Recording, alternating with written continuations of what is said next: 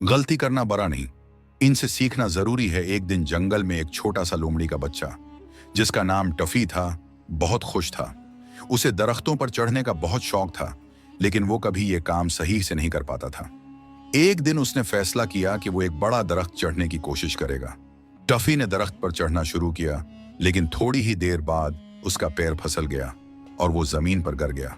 वो घबरा कर रोने लगा और सोचने लगा, शायद मैं ये काम कभी नहीं कर सकता। उसी वक्त एक दाना कौवा कालो वहां से गुजरा। कालो ने पूछा, टफी क्या हुआ, तुम क्यों रो रहे हो?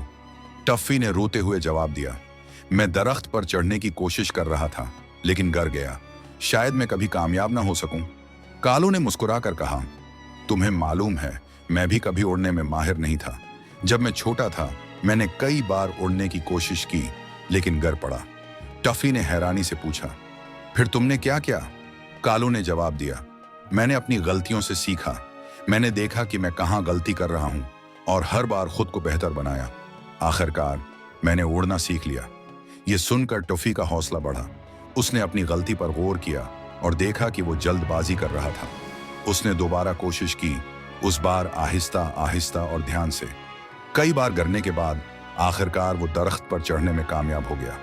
टफी ने खुशी से कहा, कालो, तुम सही कहते थे, गलती करना बुरा नहीं, लेकिन उनसे सीखना जरूरी है। कालो ने जवाब दिया, याद रखो टफी, जिंदगी में हर कामयाबी के पीछे कई गलतियां होती हैं, वही हमें मजबूत बनाती हैं। ये कहानी हमें सिखाती है कि अगर हम गलतियों से सबक हासिल करें और हार न माने, तो कामयाबी जरूर हासिल होगी।